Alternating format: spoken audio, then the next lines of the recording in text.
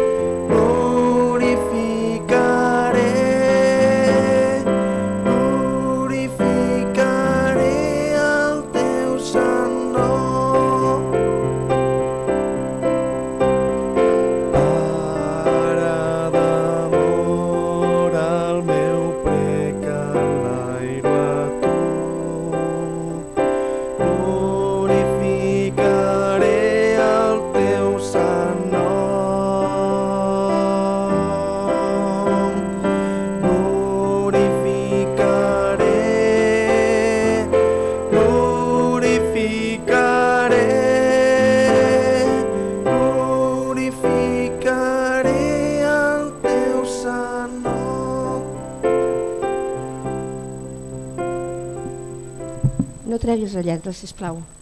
Bona tarda, sigueu tots molt benvinguts.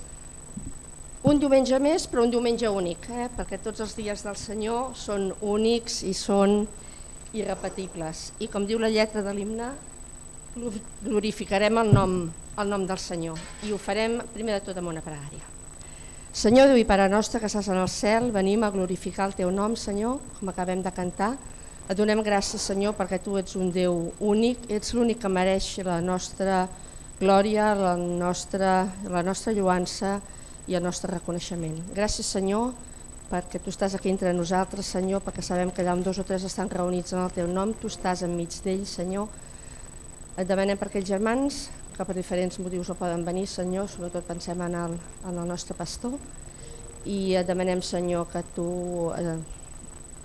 ens parlis de manera personal a cada un de nosaltres, Senyor, a través del nostre germà, el pastor Antonio Asenjo, Senyor, que tu segur que li has preparat un missatge per tots, però únic i per cada un de nosaltres. En el nom de tu fill Jesús. Amén. Primer demanaré disculpes a l'Antonio i a l'Amparo perquè segur que el que diré ho diré malament, però perquè ho llegiré. Són paraules hebrees i jo no les sé llegir, però els demano disculpes. Segons el diccionari bíblic Certeza, la paraula lloança, la paraula adoració, en l'Antic Testament hi ha 3 paraules que s'utilitzen en comú, que són Halel, que diu que segons la seva arrel significa fer soroll, Yada, o Yada, que originalment estava relacionada amb els gestos i les accions corporals que acompanyen la lloança, i Zamar, que està relacionada amb la música i el cant. I en el Nou Testament hi ha la paraula Eucharistein, que literalment vol dir donar gràcies. Si mirem cada una d'aquestes paraules, defineix molt bé el que és la lloança, la lloança que nosaltres fem. Fer soroll, que se senti, és una lloança que s'ha de sentir, no n'hi ha prou que sigui així fluixeta, que no sentim. No, és una lloança que s'ha de sentir. És una lloança que porta accions corporals, vull dir, alguns ens belluguem o aixequem les mans, va molt lligat al cant i a la música, i el llibre dels Salms n'és un exemple, no? Que són Salms són himnes, i que a més doncs, el que fem és sobretot donar gràcies al nostre Senyor. I com diu Apocalipsis 5:13, i totes les criatures que hi ha al cel, a la terra, sota la terra i al mar, amb tota la seva plenitud, les vaig sentir que responien: al qui seu al setial i a l'anyell siguin donats la lloança i l'honor, la glòria i el poder pels segles dels segles. Els 4 vivents deien amén, i els ancians es prosternaven en adoració. I això és el que farem ara nosaltres, adorar el Senyor. Amb expressions de cant, de fer soroll i de moviments, clar que sí.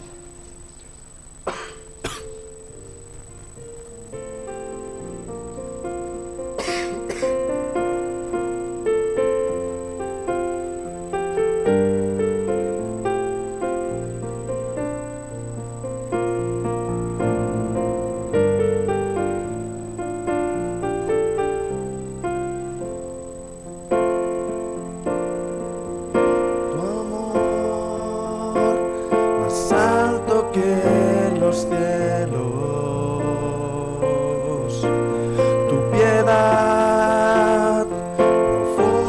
como el mar.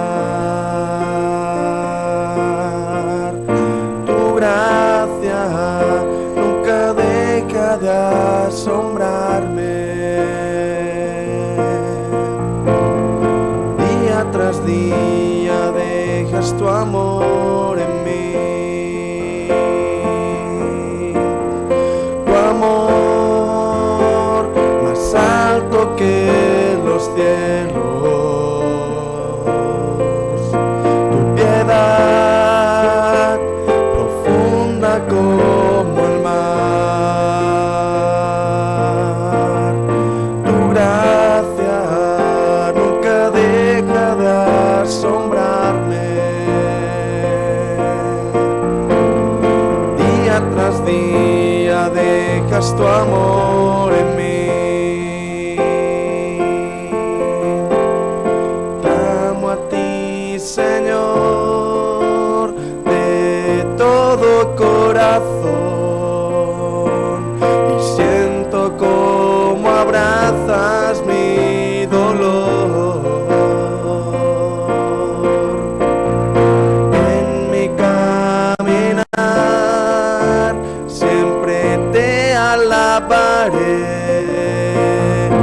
Me salvaste, cuánto te amo, Dios. Tu amor más alto que los cielos. Tu piedad profunda como el mar. Tu gracia nunca deja de asombrarme. Día tras día dejas tu amor en mí. Cada mañana mis ojos ven tu luz y se desvanece mi temor. Cristo, tú eres la música en mi corazón. Tú eres quien me inspira a darte lo mejor.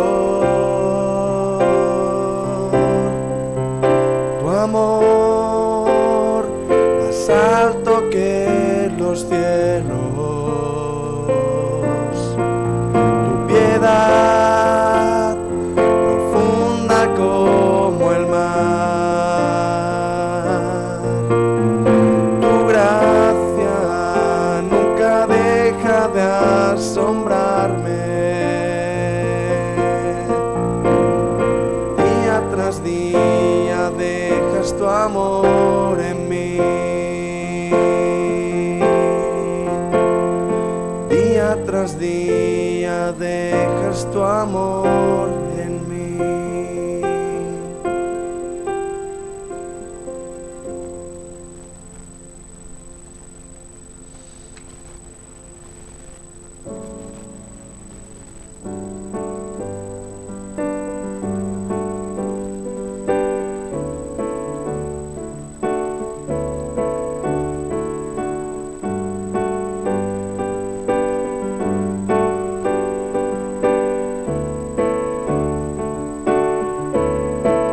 Beneïts són els que estan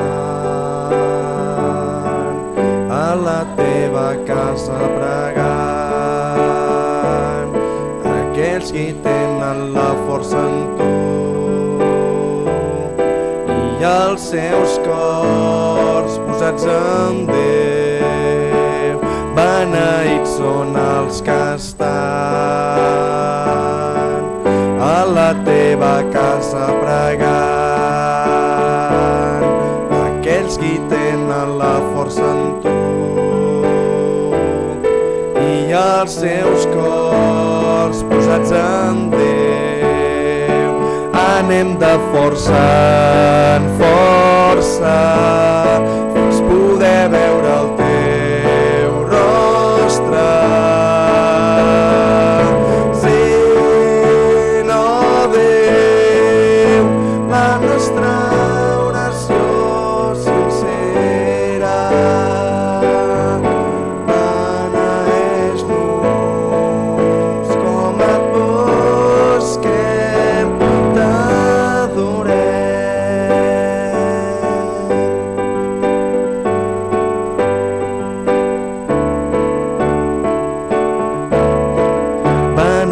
són els que estan a la teva casa pregant, aquells qui tenen la força en tu i els seus cors posats en Déu. Anem de força, força, fins poder veure el teu rostre. Sent, oh Déu, la nostra oració sincera, beneeix-nos com et busquem, t'adorem.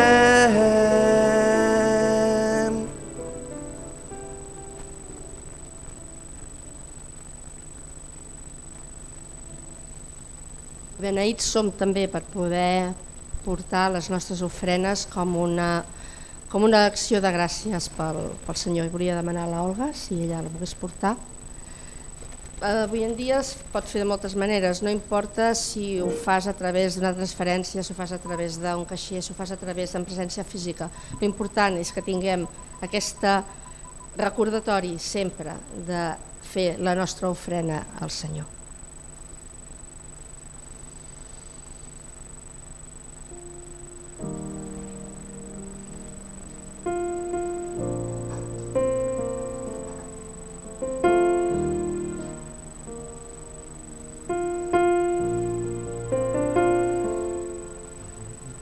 Te damos gracias, Señor, porque tenemos el privilegio, Señor, de poner delante de ti estos diezmos y estas ofrendas, Señor. Gracias por todas las bendiciones que nos das, gracias por el trabajo que tenemos cada uno, Señor.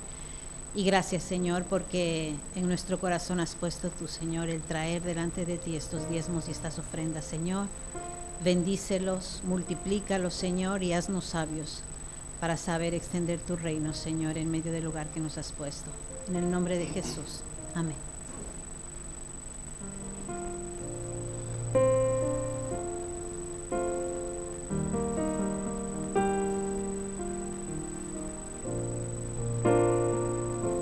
Mil veces te fallé, mas tú fuiste fiel. Tu gracia me levantó, me basta tu amor, Dios eterno. Tu luz por siempre brillará y tu gloria incomparable y sin final.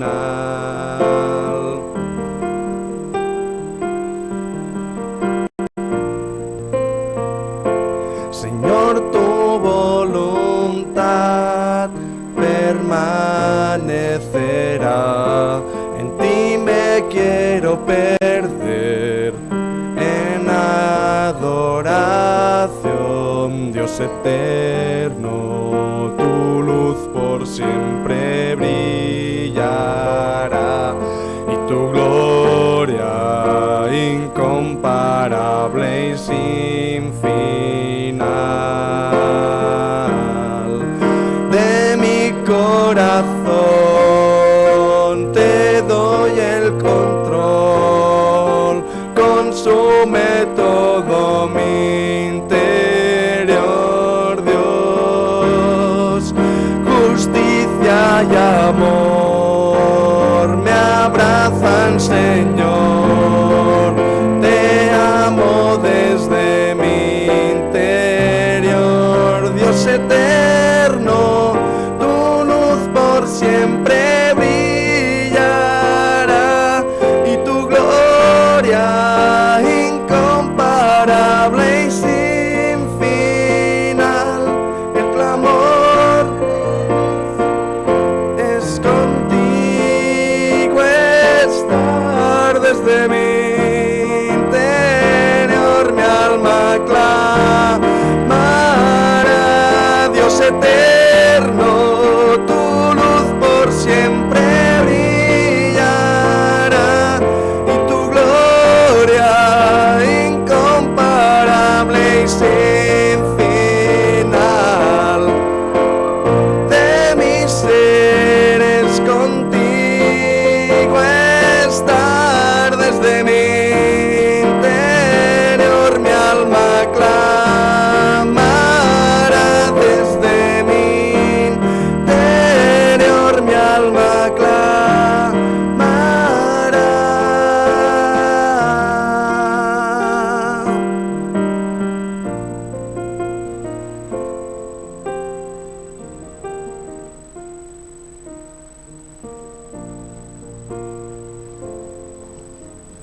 Aquesta tarda, com he dit abans, tenim el pastor Antonio Asenjo, que ell doncs, sempre està disposat, ell i l'Amparo, a compartir amb nosaltres el que el Senyor doncs, els hi ha posat en el seu cor per cada un de nosaltres, que sigui un missatge personal per cada un de nosaltres. A un li pot parlar d'una manera, a l'altre li pot parlar d'una altra, i farem ara una pregària. Demano a l'Antonio que passi aquí davant, farem una pregària.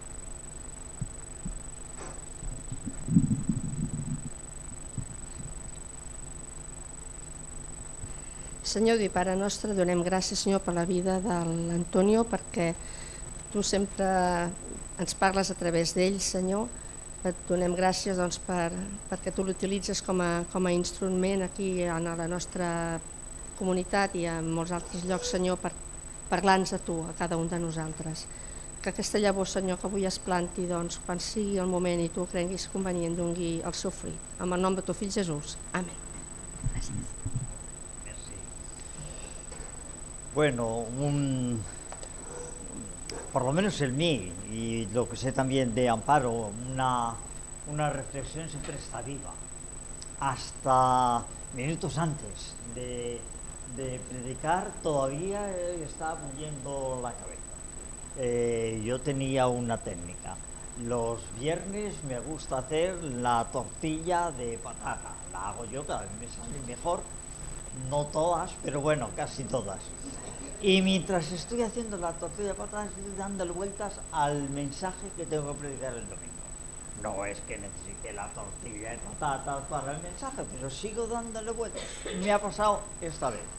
Me dice María Teresa: Antonio, ¿qué título tendría el mensaje? Yo le digo: yo soy la luz del mundo para los yoes ciegos. Me parece lo suficientemente complicado como para que sea interesante, ¿eh? Jesús dice: yo soy la luz del mundo para los yoes, en plural yoes, es correcto, ¿eh? En castellano yoes, aún ni yo mismo me lo creía, lo tuve que buscar, ciegos. Pues bueno, pues está al mediodía, dando el último repaso, digo, pues le voy a poner otro título, aparte de ese. Yo soy la luz para los que no ven y quieren ver. Esta sería la frase fuerte del mensaje. Yo soy la luz. ¿Perdón? ¿No se me oye? Ya raro, pero bien. Así que para los que no ven, quieren ver. De esto va nuestro mensaje. Bueno, vamos a leer prácticamente, 3 lecturas, en realidad van a ser fundamentalmente 2, que las he puesto en el orden, el ritmo de las lecturas están más o menos en el orden cronológico con que fueron escritas. Puede que algunos choque, no lo creo, pero por si acaso está claro que Efesios se escribió pues por lo menos 30 años antes que Mateo. Y Mateo pues escribió por lo menos 20 años antes que Juan. Así que entre Efesios y Juan pues puede haber perfectamente una diferencia de 40, 90 años. Más o menos, a ritmo cronológico. Merece la pena tener en cuenta las cronologías de la Biblia. Amparo sabe que yo soy un chinchorrero con las cronologías, pero es que a mí me dicen tanto. Porque no es lo mismo la carta de los Efesios, que posiblemente, de ser una de las auténticas de Pablo, fuese la última que escribió, probablemente ya fuera del puño y letra de Pablo y perteneciente al grupo de los discípulos más íntimos de Pablo, que un texto que al final se redacta pues 20 o 25 años después, como es el caso del Evangelio de Mateo. Han pasado muchos años. El Evangelio de Mateo conoce las cartas de Pablo y Marcos mucho más. Sabéis que durante mucho tiempo se pensó que el Evangelio de Marcos era el Evangelio que era de alguna manera impulsado por las iglesias que constituyó Pedro. Bueno, hoy sabemos perfectamente que el Evangelio de Marcos es muy paulino, extraordinariamente paulino. Bueno, son cosas de estas que dicen, oh, qué tontería. Yo no hablo de las célebres escalas de y mi padre fue, mi abuelo fue, mi hermano fue, crónicas. Qué horror cuando empiezan en crónicas diciendo de dónde viene cada cual, y uno ya se pierde. Bueno, a mí me da igual de dónde viene cada uno de los que tienen que venir. Me interesa saber que Jesús viene por la línea de una prostituta y descendiente del rey David. Bueno, no, pero las fechas sí, son muy importantes. Muy importantes. En un artículo que acaba de publicar Reginaldo Raimón, pues habla de una parte del Antiguo Testamento que efectivamente pues estuvo redactado sobre los años 500 a 400 antes de Jesucristo. No es lo mismo que pensar que lo escribió Moisés 2000 años antes. No es lo mismo. Así que ojo con el tema de las cronologías, de los tiempos en que fueron escritos. Bueno, ¿y qué dice Efesios 5, 6? Pues bueno, vamos a leerlo porque efectivamente a mí me gustaría mucho que el mensaje fuera para todos, así que como mínimo, pues la palabra espero que sea también para todos. No quiero hacer más paréntesis. Yo leo en la Biblia de la Palabra, porque me parece clarificadora, muy clarificadora. En casa leemos en nuestros devocionales con la Biblia de la Palabra, con la Biblia católica de El Peregrino y con la última revisión de la Reina Valera. Son los tres textos que habitualmente tenemos como referencia. Pero la de la Palabra yo creo que no es tan querida por muchos pastores porque les chapa el invento. Es decir, es tan clara que no se tan de, y esto quiere decir, y aquello quiere decir. Hoy María Teresa ha sido un ejemplo, no de haberlo hecho mal, sino de decirnos lo que puede significar la alabanza en el Antiguo Testamento, aun teniendo en cuenta que el diccionario Certeza es el diccionario de las iglesias carismáticas, lo que quiere decir que subraya y apunta para casa, o sea, aun teniendo en cuenta eso. Pero bueno, hay que asumir que efectivamente a veces nos queremos encerrar tanto en literalismo para luego decir, ¿y esto quiere decir? Bueno, vale, esto quiere decir, vale, pero si tuviéramos una traducción única, cosa que no tenemos, y si todas las traducciones fueran coincidentes, cosa que no lo son, y si tuviéramos un texto tan enrevesado, hace no mucho había una crítica a la primera Biblia en catalán, la que conocemos nosotros de la Fundación Bíblica y Montserrat. Y la crítica es que es ilegible esa primera Biblia en catalán. Para que se lea en catalán lo hicieron tan técnico que al final solo entendían los técnicos. Bueno, gracias a Dios que hay una segunda revisión muchísimo más clara. En esto consiste la cosa, la palabra tiene que iluminar. Muy bien, Efesios 5, versículo 6, perdón, capítulo 6, y dice, solo unas palabras, dice, sí, estoy leyendo, dice, que nadie os engañe con palabras falaces. Estas son precisamente las cosas que encienden la ira de Dios sobre quienes se niegan a obedecerle.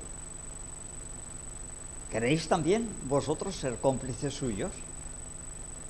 En otro tiempo erais tinieblas, pero ahora sois luz, al estar unidos al Señor. Portaos como hijos de la luz, cuyos frutos son la bondad, la rectitud y la verdad.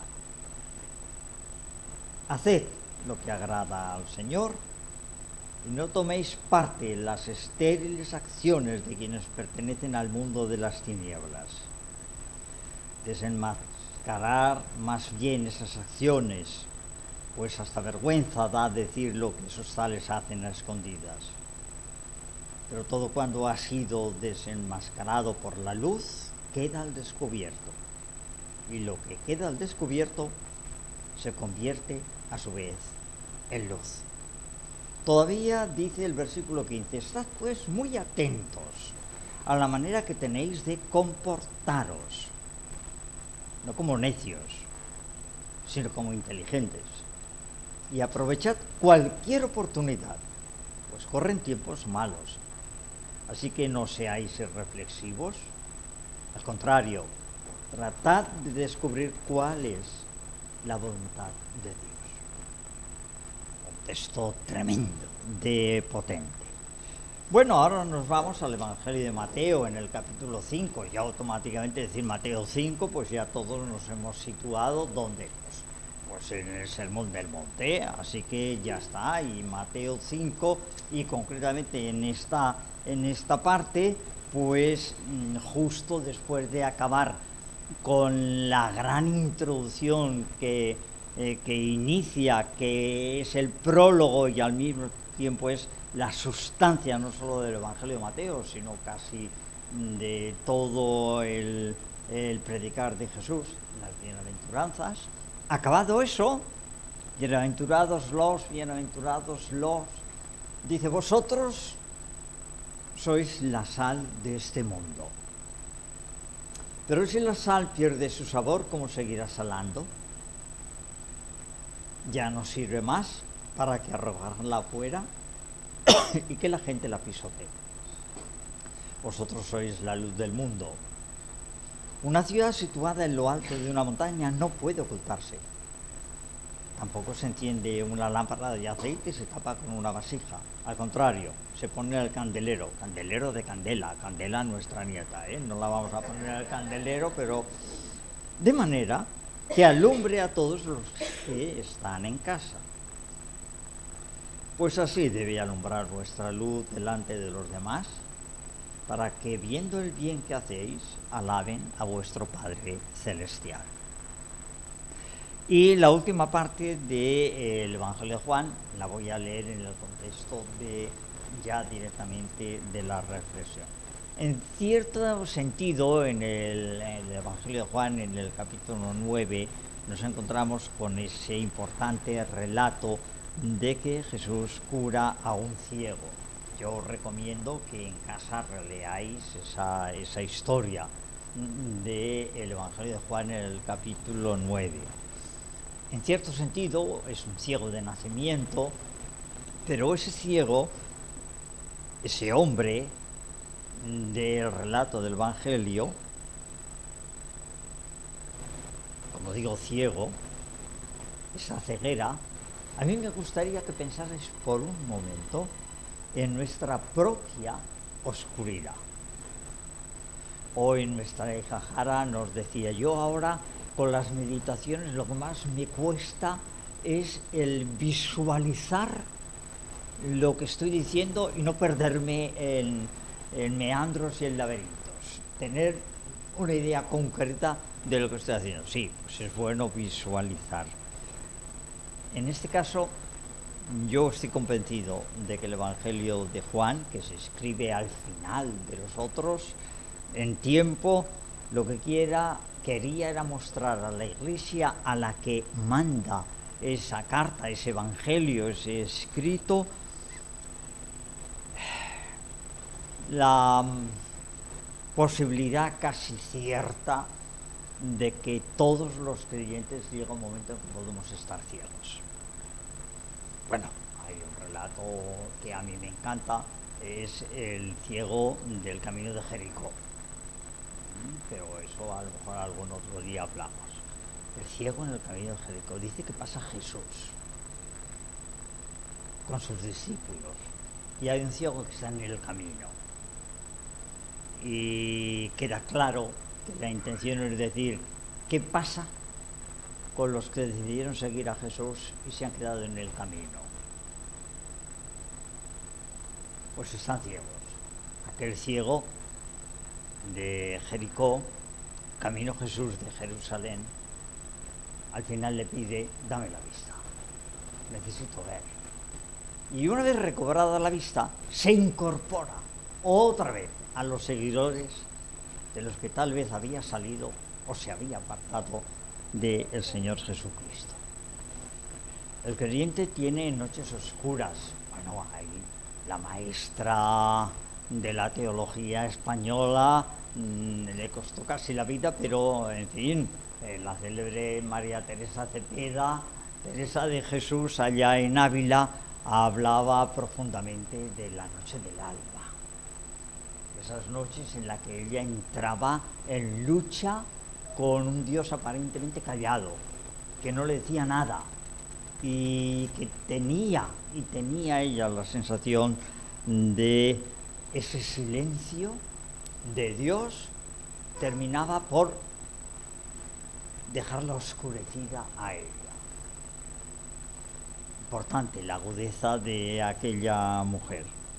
El ciego de nacimiento, como otros personajes del Evangelio, especialmente en el Evangelio de Juan, Nicodemo, la samaritana, la llamada conocida como la adúltera, Lázaro, el discípulo amado, son algo más que personajes que estuvieron al lado de Jesús.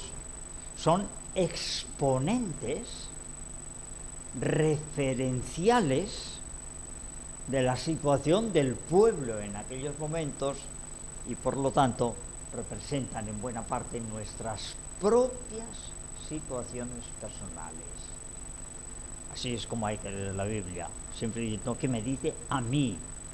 Para eso tenemos que saber el mejor texto, tenemos que saber cuál es el contexto en que está escrito, buscar la mejor exégesis y explicación, pero al final si nos quedamos ahí y no solo en lo que me dice a mí, que la palabra nos hable, a mí, a vosotros, pues entonces el mensaje habrá sido más o menos largo, más o menos divertido, aplaudiréis o diréis porque no tengo una patata o un tomate, pero ¿qué le vamos a hacer?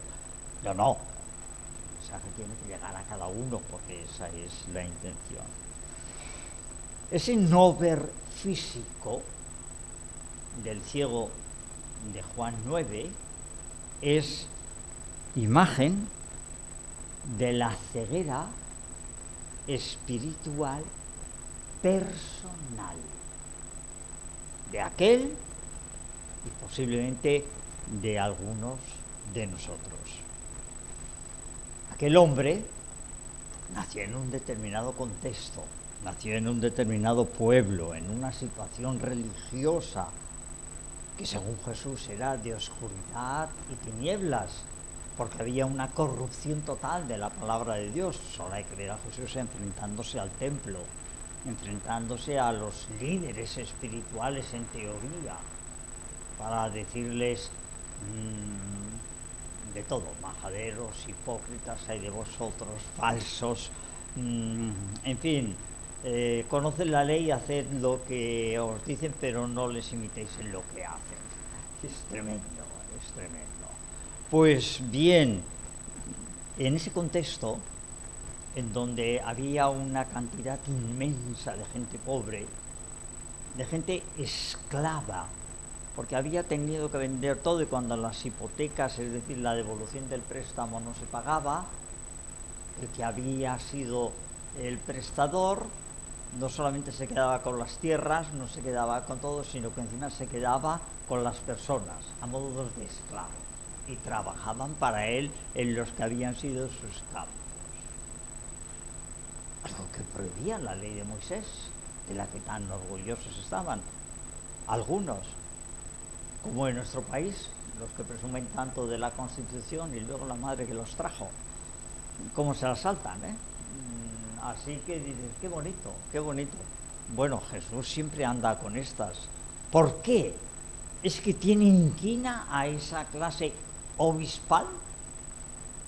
No, lo que tiene es pena por los esclavos, por los sufrientes, por los doloridos, por los pobres. Hace no mucho Amparo hablaba de eso, de pobres, de solemnidad, los que no tenían ni dónde caerse muertos y no tenían más remedio que pedir porque ya ni trabajar podían. Y luego estaban los otros pobres que más o menos iban tirando, comiendo mal y durmiendo poco por el trabajo. Nosotros, en nuestro contexto occidental, hemos nacido lógicamente con mucha fortuna para muchas cosas, pero yo creo que nuestro contexto occidental, capitalista o comunista, da igual, propicia la ceguera en el ser humano. Consigue adeptos para determinadas ideologías, pero no hace a las personas libres. La verdad es que a partir del siglo XVIII, donde la Ilustración presumía tanto de que iba a ser los siglos de las luces, pues la realidad, por lo menos yo lo entiendo así, es que no andamos muy sobrados ni de luz ni de luces, aunque de luces cada vez vamos a ir menos sobrados, sobre todo con el precio de la luz. Menudo susto dan los recibos, menudo susto. Criterios en los que vivimos son criterios que merece la pena que nos replanteemos. El consumismo exacerbado. Ya no hablo de compras compulsivas. Lo que son las grandes cuestiones de la vida parece que se obvian. A mí es que esta guerra que nos sale por la televisión me pone enfermo. Hay otras muchas guerras que son tan violentas y tan crueles como esa. Pero claro, no hay una superpotencia llamada Rusia, con todo el peligro que eso puede implicar a nivel de todo nuestro planeta. Hay un pensador, le he copiado la frase, que dice: la tecnología, el consumismo, el dinero, etcétera, y ojo a la frase, esta es literal, dice: nos han hecho más lucidos, pero no más lúcidos, con tilde, con acento. La diferencia de lucidos y lúcidos yo creo que es muy importante, y el filósofo le saca partido a ese contraste. Hay que ver un simple acento, Imagínate cómo cambia un acento. Pues bien, los hebreos no tenían vocales, así que todos los textos en hebreo son todos consonantes. ¿Y cómo sabemos que hay una A, una E, una I, una U? Depende del contexto y del traductor. Es magra la cosa, Para que digan, aquí pone qué. Aquí pone qué. Y luego nos vamos al hebreo. ¿Qué hebreo, oiga?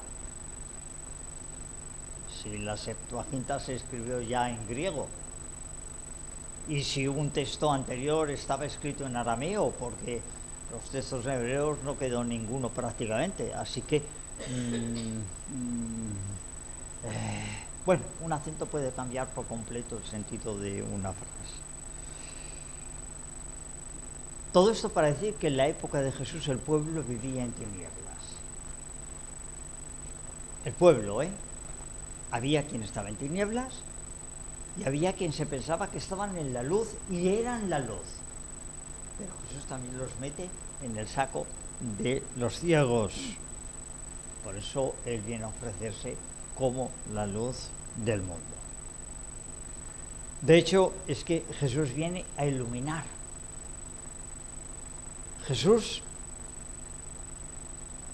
aporta luz a los grandes enigmas de la persona. No se mete en según qué cuestiones Jesús, no es un maestro de teología.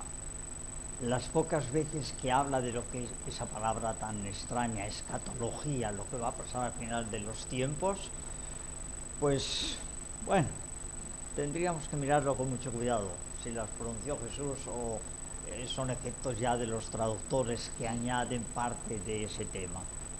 Pero en cualquier caso, Jesús viene a iluminar la existencia humana. Jesús siente el lamento de las personas. No necesita, como a Moisés, que se le recuerde que el pueblo está siendo esclavo en Egipto.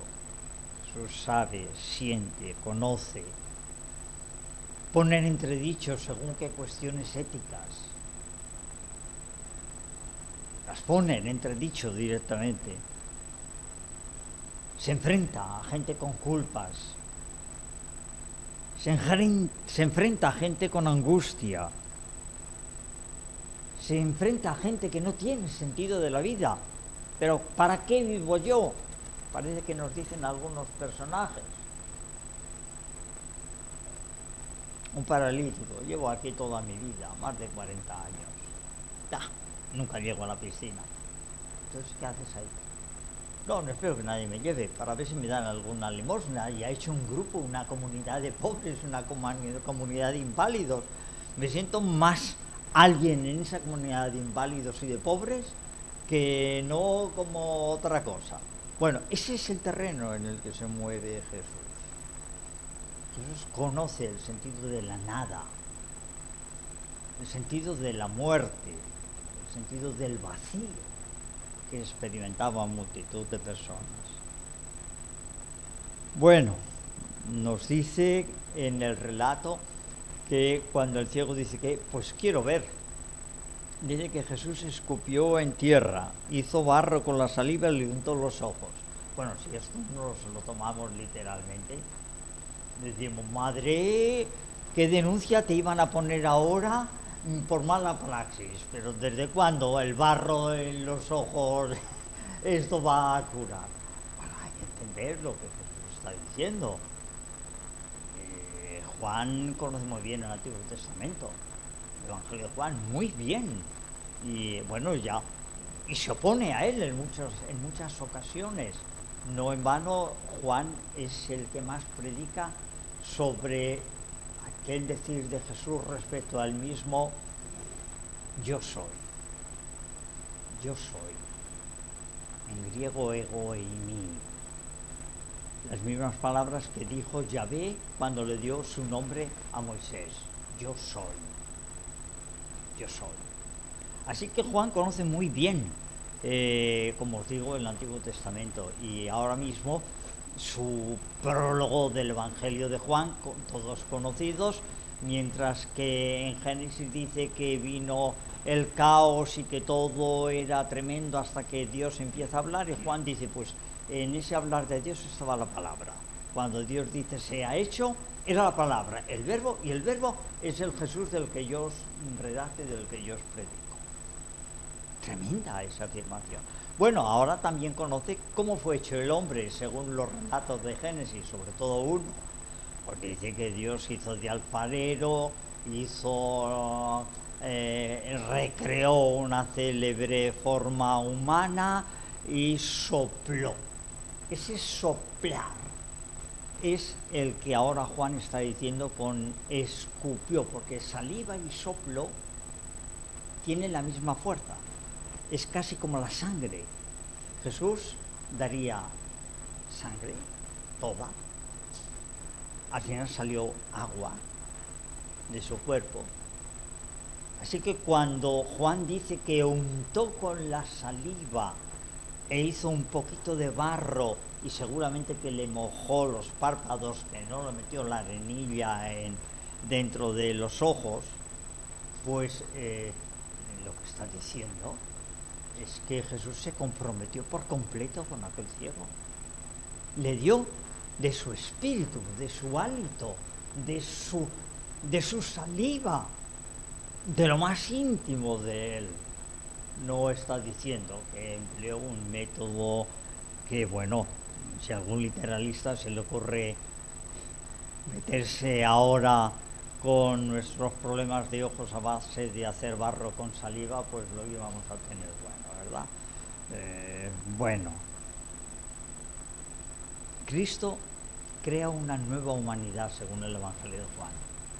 Y para crear esa nueva humanidad es necesario que cada ser humano en esa nueva humanidad tenga de su espíritu, de su hálito viviente, de su saliva, de su sangre. De ahí el concepto de Santa Cena. Bueno, un detalle, aunque solo sea para tenerlos, un detalle que no pasó desapercibido. Cuando hice esa curación, era sábado. Era sábado. Ya la hemos liado. Era sábado. Estaba prohibido por la ley.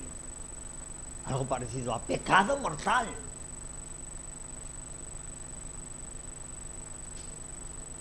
Jesús, eres un impostor. Eres un pecador. Porque haces en el sábado lo que no se puede hacer según nuestra ley. Pero Jesús, al estilo profético, dice: pero qué hipócritas sois. Si un borrico se queda en una zanja, no dudáis en sacarle aunque sea sábado. Y yo, que estoy sintiendo la necesidad humana, no puedo actuar. Pues mi padre sigue actuando. Otra vez, pecador, como que tu padre está pecando, está trabajando. No puede ser. Si dijo, el texto dice que descansó, y si descansó es que ha descansado para siempre. Mentira. Descansó de hacer su obra, pero sigue bien activo. Si Dios no estuviera bien activo y estuviera siendo el Dios filosófico de los griegos, apático, es decir, a quien nadie le importa, pues poco íbamos a ganar. Jesús se compromete con la debilidad de los seres humanos. Jesús dice: hagamos también luz el día del sábado. Y es una crítica tremenda. ¿Cómo que hacer luz el día del sábado? ¿Para qué están las sinagogas? ¿Para qué está el templo? ¿No es en el templo donde se hace la luz? No, como le digo yo a mi nieta, no me hace ni caso y vuelvo al enchufe. ¿El templo, fuente de luz? Jesús va a desacreditar. Cueva de ladrones. Y le dice la samaritana: nuestra tradición samaritana dice que debemos adorar aquí en Jericim. La vuestra aquí en Jerusalén, ¿dónde? Y Jesús dice: ni aquí ni allí. Los verdaderos adoradores, esto lo sabéis cómo acaba, ¿verdad? Adoran en el espíritu y en verdad. Ya no hay locales. Bueno, bienvenidos los locales, pero ya no hay lugares de santidad específicos, no los hay. ¡Ay, los fariseos! Otra vez, permitidme, no quiero ofender a nadie, ¿eh? Los del obispado, siempre dando la paliza, siempre dando la paliza. ¿Y por dónde empiezan? Por el más débil. ¿Y quién es el más débil? El que ahora ve y que dice que antes era ciego. Pero tú eras el que se sentaba a pedir, ¿de verdad? ¿Y tú eras ciego o has estado viviendo de la limosna por el morro toda tu vida? Y ellos dicen: no es, pero tenemos que reconocer que se parece. Y tú, ciego, que aunque lo fueras has sido curado en sábado, cosa que no se podía hacer. Y tú, Jesús, ¿nos vais a dar lecciones a nosotros? ¿A los técnicos, a los que más sabemos? ¿A los pomposos? Si sois vulgares pecadores, hombre. Bueno, el evangelista conocido como Juan le echa una ironía tremenda.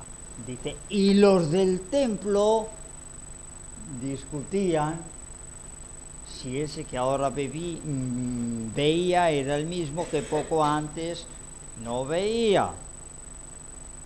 Pues sí, era el mismo, pero había actuado el poder de Dios.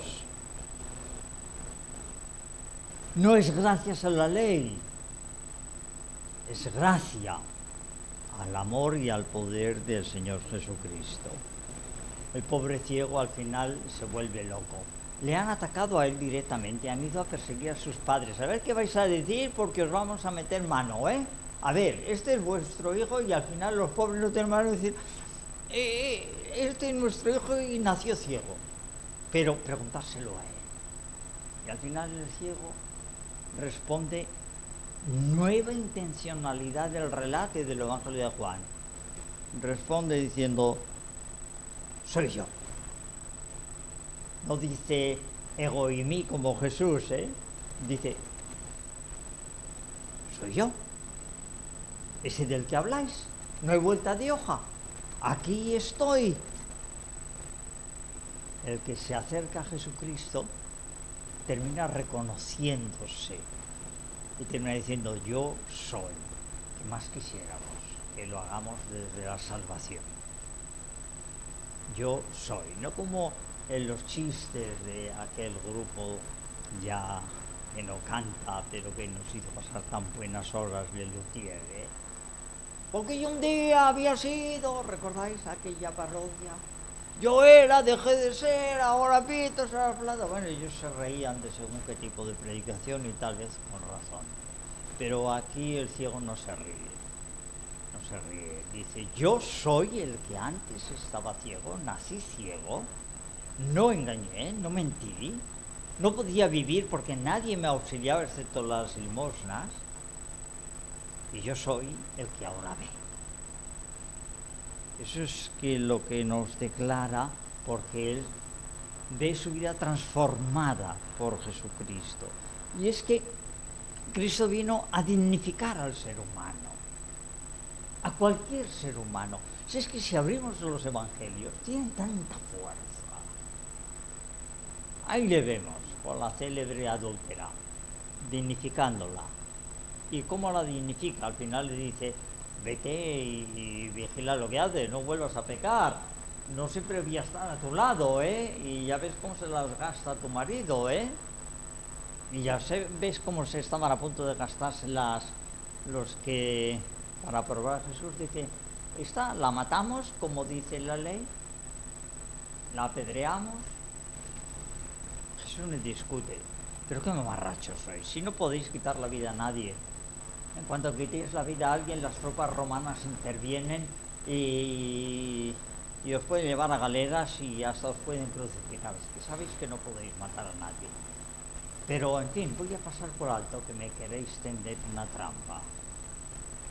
¿Recordáis aquella escena? Escribiendo, las de hojas que se han escrito, diciendo, ¿qué estaría escribiendo? Pero, bueno, yo no sé si es tan importante lo que estaba escribiendo en tierra. Lo que suena como un trueno es cuando levanta la vista, los mira. Y se levanta la vista de Jesús, debió ser atronador, como un rayo. De pronto levanta la vista y se enfrenta a aquellos sañudos varones de la escuela patriarcalista más miserable. Vamos a erradicar el mal. A esta hay que matarla. Aquí traemos las piedras. ¿Tú qué dices? Una premisa. El que de vosotros esté libre de pecado, que empiece. ¡Hala! Y dice que desde el más viejo, que sabía y conocía de su vida, al más joven, todos se marcharon. Y dejan a Jesús sola con aquella mujer. Es el obrar de Jesús, dignificar incluso a una adúltera. No ataca a la samaritana porque 5 maridos has tenido y el que tienes ahora no es tu marido. Bueno, algún día también podríamos hablar, la samaritana es un prototipo, Está hablando de los creyentes que se separaron de Judá y están en el norte, en Samaria. Y Jesús les dice, bueno, estáis viviendo en el adulterio espiritual, no en otra cosa. Pero bueno, también llegaríamos a ese punto. Es el Espíritu el que todo lo puede, el Espíritu de Jesús. Es el Espíritu el que da vida. Y ahí yo quisiera haceros una propuesta personal. Yo seguramente que me diréis, oye, nosotros ya levantamos un día la mano, o os pusiste de pie, no lo sé. Que además que yo soy bautizado, prácticamente casi todos vosotros. Así que, ¿qué me estás diciendo a mí? Ya sé que el Espíritu da vida, ya sé que el Señor perdona, pero de pronto volvemos a nuestro relato de Mateo. Sois sal y sois luz. Y cuando la sal no sala, no sirve para nada. Y cuando la luz se esconde, tampoco no alumbra. Jesús revierte siempre las situaciones, pero desde el bien, desde el amor. Y dice él que el amor debe ser más fuerte que cualquier injusticia, que cualquier opresión. Padre, perdónales, porque no saben lo que hacen. Ser luz incluso desde la cruz. Pero haríamos mal en coger la tradición católico-romana y pensar que solo en la cruz Jesús ilumina. No es verdad. Jesús ilumina desde que empieza a predicar, desde que empieza a sanar, desde que empieza a curar. Mirad, yo estoy muy en contra teológicamente de las conocidas de la lucha del cristiano y las batallas del cristiano, a pesar de que, lógicamente, que me he predicado y conozco muy bien el texto de la coraza con la que debemos de vestirnos, en fin, faltaría más, pero, oiga, de verdad, ¿qué pasa con nuestro egoísmo? Ese egoísmo venenoso que puede acabar con la vida, que termina quitando esperanza a los demás, que se convierte en un vacío desesperante.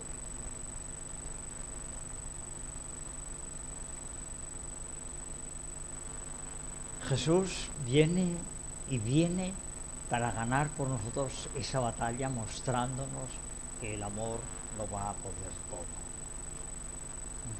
El amor, cuando se vive, nos desborda.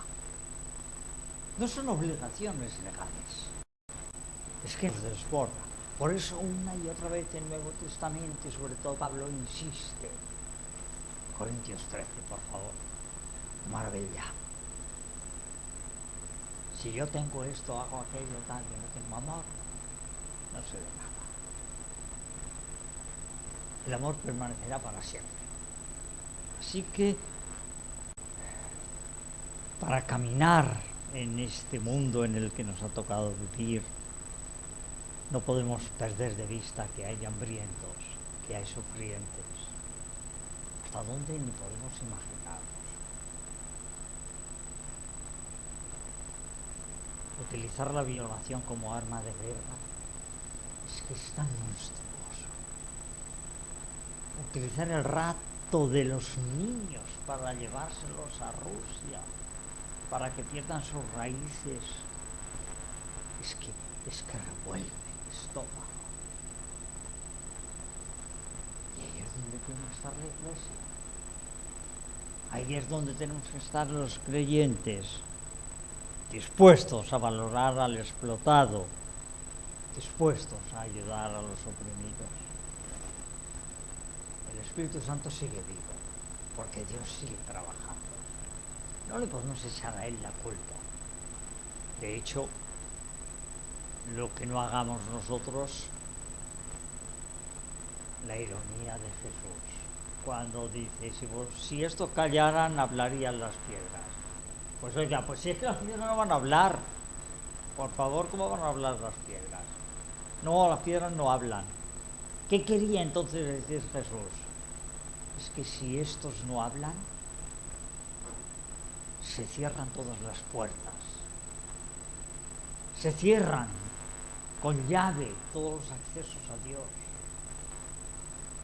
Tenemos que hablar, tenemos que estar en nuestro mundo, tenemos que vivir nuestra vida lo más cómoda posible, sí, hermanos y hermanas, sí.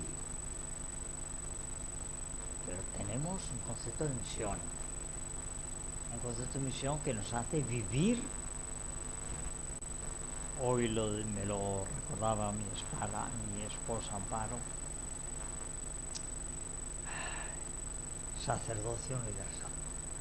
Es decir, cada creyente se convierte en sacerdote en el nombre de Cristo. Ya no hay sacerdotes, pero si tuviéramos que volver al tema, sacerdocio universal.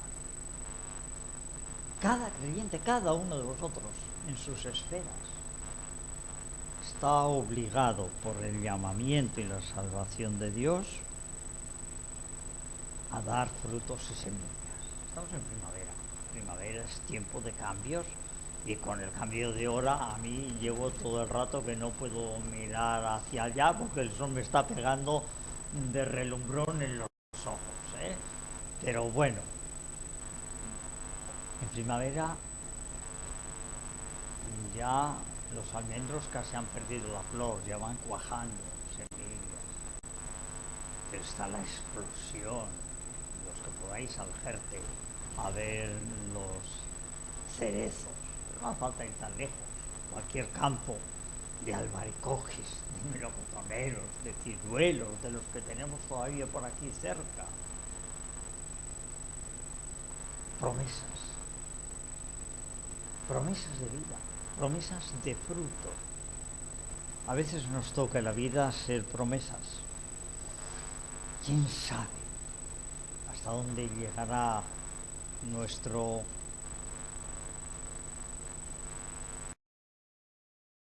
florecer? Pero la palabra es contundente. Lo que hagáis en mi nombre quedará hecho. Y no se olvida. Yo no lo olvido, parece que. Así que, queridos hermanos y hermanas, ser sal, ser luz, porque Jesús curó a aquel ciego dándole de él mismo, igual que nos ha curado a nosotros dándonos de él mismo. Perdonad si me ha alargado, pero ahora sí, que el Señor bendiga.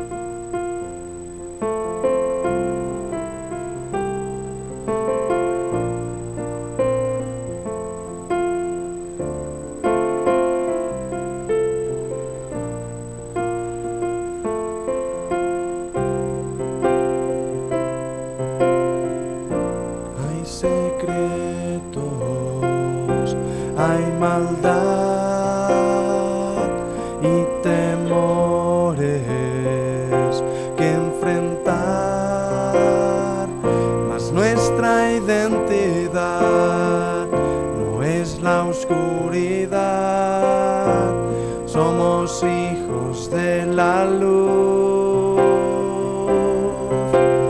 Vamos ya, levántate, tu misión suprema es toda sombra deja atrás, usa bien tiempo que hay. Tú y yo somos la luz que al mundo hace brillar. Tú y yo somos la luz, más alto, más alto, más alto brillaremos. Tú y yo somos la luz que al mundo hace brillar. Tú y yo somos la luz, más alto, más alto, más alto brillaremos. Es el tiempo de anunciar el Evangelio de la paz, que hay vida y libertad y amor sin igual en el nombre de Jesús. Vamos ya, levántate, tu misión suprema es, toda sombra deja atrás, usa bien el tiempo que hay. Tú y yo somos la luz que al mundo hace brillar. Tú y yo somos la luz, más alto, más alto, más alto brillaremos. Tú y yo somos la luz que al mundo hace brillar. Tú y yo somos la luz, más alto, más alto, más alto brillaremos.